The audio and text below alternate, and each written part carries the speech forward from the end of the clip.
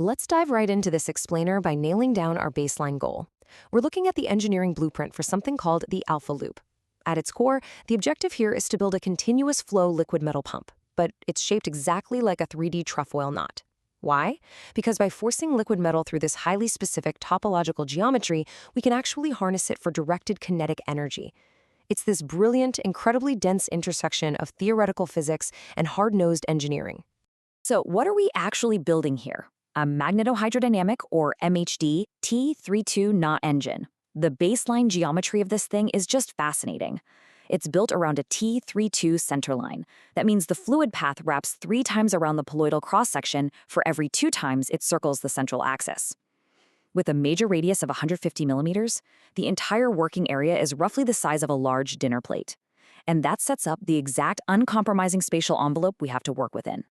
Now, you might be wondering, why not just use a standard straight pipe? Well, it comes down to fundamental physics. Standard linear MHD channels lose massive amounts of energy to turbulent eddies and end effects. They max out at roughly 15 to 20% efficiency. But this T32 topology, it forces continuous magnetic shear, which suppresses the resonant surfaces that normally seed those tearing modes. Plus, as the fluid travels through the helical pitch, magnetic helicity conservation acts almost like a physical spring. It unwinds and contributes additional directed thrust. So it inherently maintains a highly stable flow. Here is our roadmap for this system schematic. We'll define the engine, look at the Frenes array alignment, the magnetic architecture, the power sequencer, NACA containment, and finally, future scaling. Section 1. Defining the engine for Project Copper Trefoil. We're packing a 10mm hydraulic diameter duct into a very compact 390mm bounding box. That's perfect for a benchtop demo. But the core mechanism actually driving this engine is the Lorentz force. Force equals current density crossed with the magnetic field.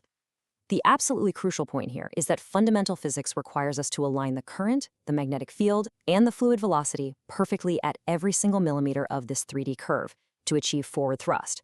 If they misalign by even a fraction of a millimeter, you aren't pumping fluid, you're just boiling it. Section 2. Frenet-Serret alignment and vector alignment. This brings us to arguably the hardest engineering problem in the entire design. How do we maintain those specific force vectors inside a continuously twisting pipe? To solve this, we literally break 3D calculus down into an actionable hardware layout using the Frenet-Serret frame. It's essentially a mathematical GPS for our curve. We map the hardware using a local triad. First, the tangent aligns with the fluid flow. Next, the normal points toward the center of the local curve, dictating our magnetic field axis. And finally, the binormal sits perpendicular to both, which tells us exactly where the segmented electrode current axis has to sit on the duct wall. By locking the CAD model strictly to this Frenet-Serret frame and carefully accounting for chirality, an amazing thing happens. The continuous twisting of the physical hardware perfectly cancels the geometric twisting of the knot. This guarantees the hardware never fights the fluid. It inherently maintains a strictly forward force at all times. Section 3. Magnetic architecture and thermal separation. Let's take a look at the physical limits of the electromagnets. We're driving 50 amps of continuous DC current per active electrode pair straight across the fluid. And that sits perfectly perpendicular to a 0.5 Tesla saddle coil magnetic field. When we combine that specific current and field across just 4 active segments, we generate a localized Lorentz force that results in a 12.7 kilopascal pressure head. And that pressure head is exactly what accelerates the fluid to our target velocity of 5 to 10 meters per second. Generating that 0.5 Tesla field takes 6,000 amp turns, which, as you can imagine, creates immense resistive heat. To survive this, we're using 6mm square hollow oxygen-free copper tubing with a 3mm internal cooling channel. By pumping 1.25 liters per minute of chilled water through this copper, we can safely dissipate 870 watts of joule heating. This is a critical design choice. We absolutely must thermally decouple the magnets from the liquid metal loop to isolate the physics. You don't want the thermal load interfering with the fluid dynamics. Section 4. The power sequencer and electrical containment. Inside the pipe, we have a highly conductive fluid.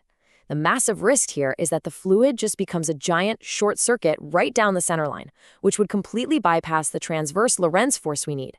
To solve this, the entire design relies on the number 72. There are exactly 72 independent electrode stations spiraling along the knot. Each one requires its own precise driving electronics to force electrons locally across the stream rather than letting them shoot down the length of the pipe. This precise control is achieved through something called the float protocol.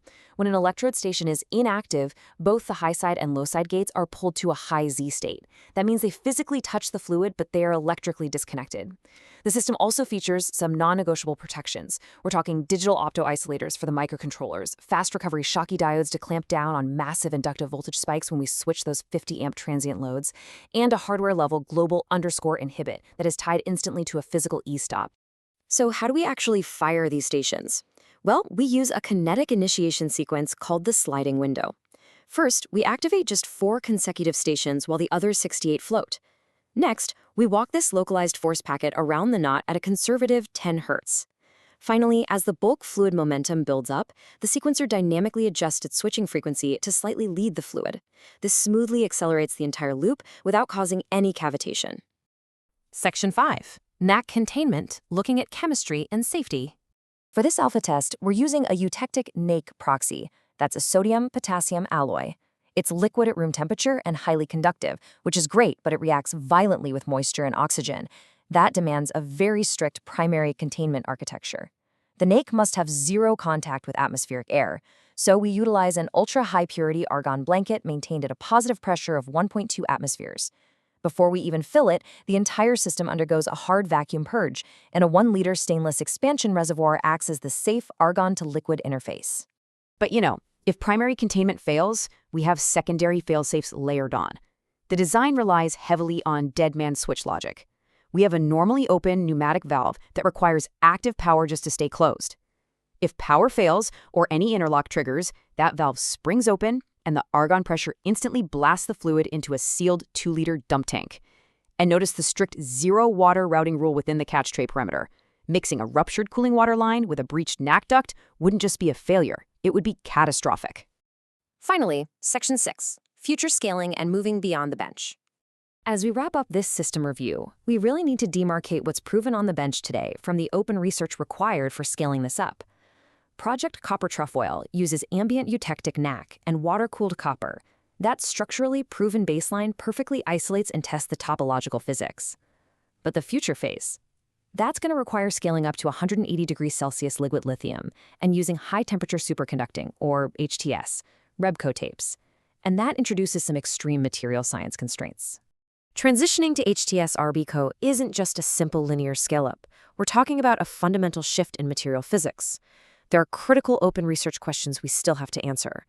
We have to determine the minimum easy-access bend limits for the tapes around this knot. We need to completely understand the incredibly slow normal zone propagation velocity at 20 Kelvin so we don't incinerate the magnet during a quench.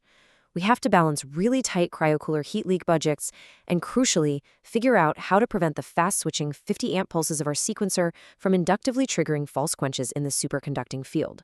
Cracking the geometric puzzle of the alpha loop is an absolutely massive achievement, but it's really just the beginning of our path toward next-generation magneto-hydrodynamic engines.